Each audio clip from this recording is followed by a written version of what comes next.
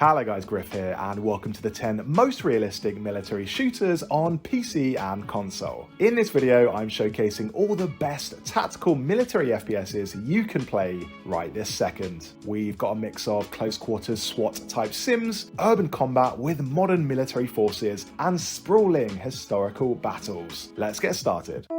Number 1. Ground Branch. Ground Branch may sound like something you would call a bit of tree that's fallen on the floor, but it's actually an incredibly realistic military shooter. Released on PC in 2018, you play as a member of an elite paramilitary arm of the CIA, as you take on secretive ops all over the globe. Now, Ground Branch's big feature is something called True First Person, which is a system that aims to connect your view directly to your character's physical presence in the environment.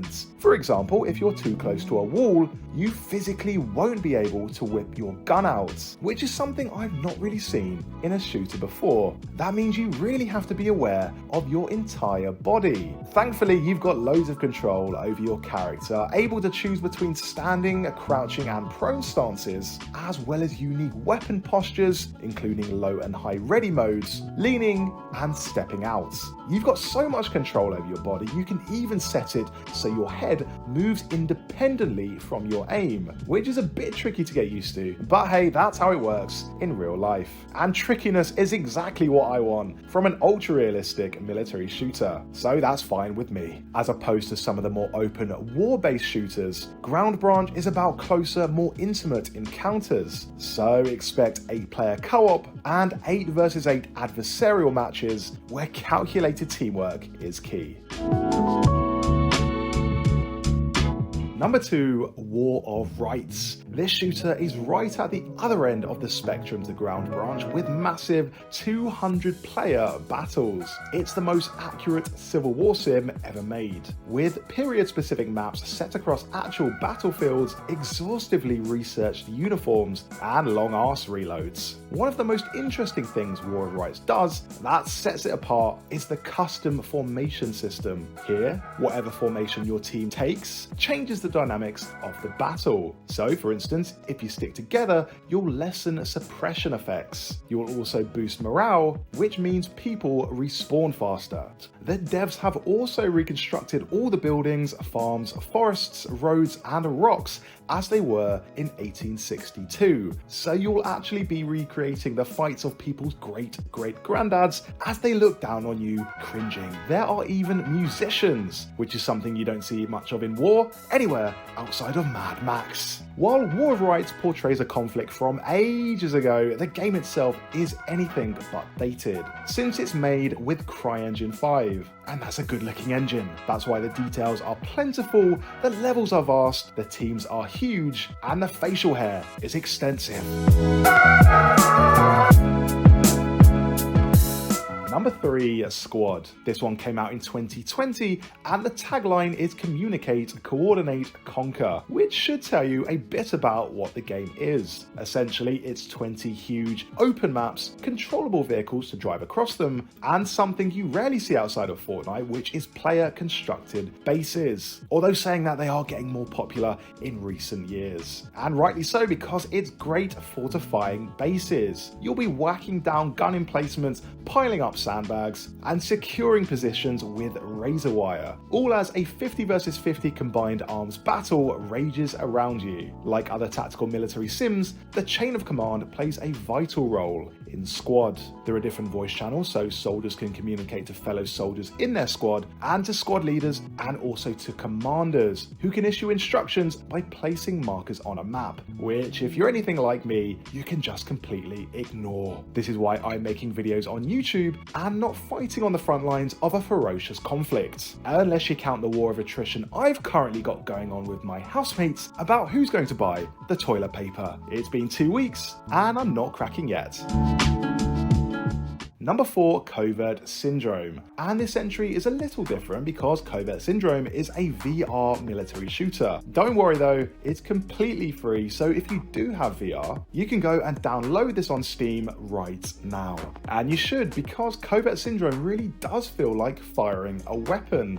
And how it does that is by focusing entirely on self-contained firing ranges. You're not partaking in huge battles here, but working your way through close quarters encounters, ducking behind cover and pinpointing enemies. It's a bit like that old arcade game Time Crisis, in that it's a classic duck and cover arcade shooter, only with very convincing gunplay that accurately captures the feel of handling a weapon. Well, I mean, about as accurately as you can capture it on two plastic controllers that also have to capture the feel of things like lightsabers and fishing rods. So, you've got to suspend your disbelief a little bit.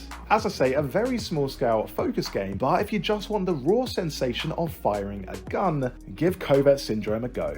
Number 5, 0 Hour, and we're back to mouse and keyboard for this 5 vs 5 tactical military shooter. This one is all about close quarters encounters, and as a bonus it's only a tenner or $12 in American. In 0 Hour, one team attacks and one team defends. The attacker has to invade a stronghold to rescue a hostage and defuse a bomb, while the defender has to stop them. Pretty straightforward stuff so far. Attackers can plan their approach by using a literal planning table where they can add markers on a 3D map screen, then head in with weapons and shields, while defenders, let's call them terrorists, can use traps and gadgets to fortify the area. These are things like door wedges, C2 explosives, and signal jammers. If 0 Hour sounds like a budget Rainbow Six, that's because this is exactly what it is. But there are some really cool moments in 0 Hour. Like for instance, attackers can hit a breaker switch and plunge the level into darkness.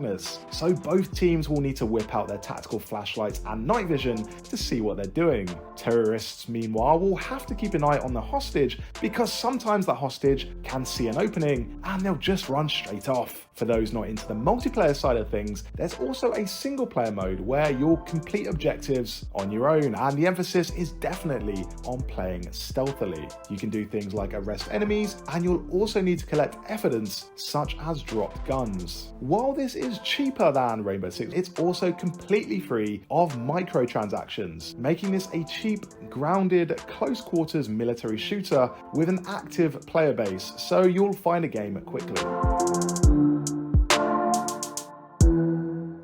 Number 6, Ready or Not. This is the newest game on this list, and it offers the most realistic SWAT simulation ever made. Developer Void Interactive has said it's consulted with police teams around the world to shape the rules of engagement. That means, just like in the police, there are chains of command, so team leaders will command a team and give them orders. You're not just all running around doing your own thing. How this works in single player is you'll order around AI officers. To give you an example, when approaching a door, there are several things you can tell officers to do, like get them to stack up by the door, or slide a mirror underneath to see what's going on, wedge the door open to peek inside, disarm a trap, or just breach straight in. Gadgets include ballistic shields, door rams, and tactical ladders, so you've got loads of options when approaching a situation. As well as that, Ready or Not also features ballistic penetration, ricochet, Kevlar and plate dynamics, and projectile expansion and momentum, so the gunplay is as close to real-world accurate as you're likely to see. This gives you choices in gameplay, so you could choose to load up with plates and heavy armor to increase defense at the expense of agility, or strip it all away and go mobile with your own combination of weapon optics, muzzle modifications, magazine types, and foregrip variations. There hasn't been a great SWAT shooter in literal decades, not since SWAT 3 in my opinion, which came out in 2001, which makes Ready or Not an easy recommendation if you want a true-to-life SWAT simulator. Sometimes you're just in that mood to kick in doors and take out bad guys. Number 7, Hell Let Loose. This is a realistic World War II shooter on a massive scale, which is really good at capturing the chaos of war. In Hell Let Loose, you'll fight in the biggest battles of the Western Front. So that's places like Carentan, Omaha Beach, and Foy. And the special thing about this game is its maps, which are based on real reconnaissance images and satellite data, meaning they're exactly the same size and dimensions of their real-world counterparts. Each map is divided into capture sectors, and your side's ultimate aim is to capture the lots. And they're all randomly generated as well, so you're never heading to the same place twice. When you throw in the fact that these sides are comprised of 50 players, you've got 100 players all battling across beaches, fields, towns, and forests. The developer has aimed to capture every aspect of war with a huge 14 playable roles, all under the main umbrella roles of infantry, recon, and armor. Each of these 14 roles is equipped with different weapons, vehicles, and equipment. So you could play as a scout and point out enemy movements to your team, play as a tank commander and roam the battlefield in your own tank, take charge of repair duties as an engineer, build defenses to fortify positions, focus on healing players as a medic, or lay down heavy fire as a machine gunner. With gun emplacements such as artillery absolutely dismembering enemies, it's quite brutal. This is combat in all its gory detail. Even if the game sometimes feels a bit too big at times, and like your presence really isn't having a noticeable effect, at the end of the day, that's how war works. War generally has a lot of people in it. And to its credit, you really do feel like every role has a distinct purpose in Hell Let Loose. Number 8, Insurgency Sandstorm. And this is an incredibly polished, team-based, tactical FPS, taking place in the Middle East, which is the only game on this list to do so. You really need to judge every step and navigate the environment tactically as you carefully manage ammo reserves and communicate with teammates, because one shot is all it takes to down you. Insurgency does an excellent job of distilling the 3 core tenets of military combat, which is to outmaneuver, outflank, and outsmart the enemy. You do not want to rush in guns blazing like Call of Duty. Instead, it's all about locating the enemy, pinning them down with suppressive fire, then getting teammates to move around the side and open up fire while they're distracted and less protected. Moment to moment, you'll be peeking around corners, breaching doorways quickly and quietly, and popping smoke to cover your advance. And occasionally calling in the odd airstrike, which is always amazing. That never gets old. In terms of modes, there's up to 14 versus 14 firefights, the option to play on your own, or my favourite 8-player co-op against the AI. I'm not sure I've ever seen a tactical military shooter with an 8-person co-op mode before, but it feels great going house to house and working together to take down enemies. Don't feel bad for them, they're goddamn ruthless. Number 9, Enlisted, which is billed as a strategic MMO shooter. It's not quite an MMO by the conventional standards, but there are a lot of people in it. And unlike all the other entries on this list, Enlisted is not a game you'll find on Steam. That's because it's a free-to-play title you can download right now from the website, which is enlisted.net. In this game, you'll do battle in historical World War II settings across land and air, so you can play as an infantry squad leader, tank crew, or aircraft pilots. Almost like a free-to-play Battlefield Lite, which is not the worst thing in the world. Interestingly, in Enlisted, each person in any 10 versus 10 match has their own mini squad of 5 AI squad mates. When you die, you can switch control to a remaining squad mate in your squad and keep on fighting. This makes you feel like a leader rather than just another grunt on the battlefield. And by switching to your AI comrades, it lets you stay in the match for longer. Within each squad, there's a specialist, whether that's a mortar man who has access to light mortars, a bomber who has powerful anti-tank rocket launchers, flame troopers who make things burn, or motorcyclists who can speed round maps in a motorcycle. The bots in your squad add something unique to Enlisted, making it feel busy but not punishing. Because for me, sometimes when you're playing other online shooters and they're full of skilled human players, it can just get a bit too punishing at times and a bit too challenging. But it's nice that this game gives you cannon fodder to kill. And like I said, it's free, so I definitely recommend checking this out.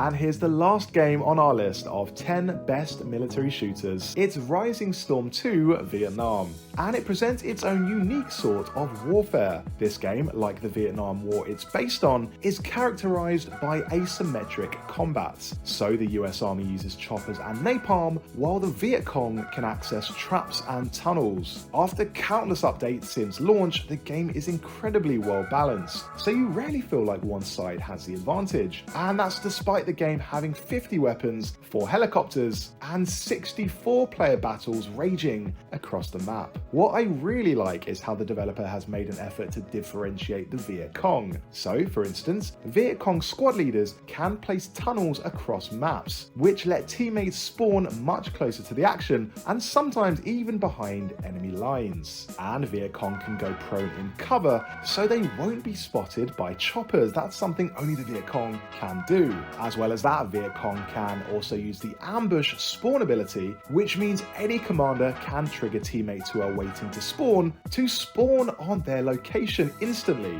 for devastating ambushes and rushes. It may look a little dated graphically, but Rising Storm 2 Vietnam captures the dynamics of the Vietnam War better than any other shooter I can think of.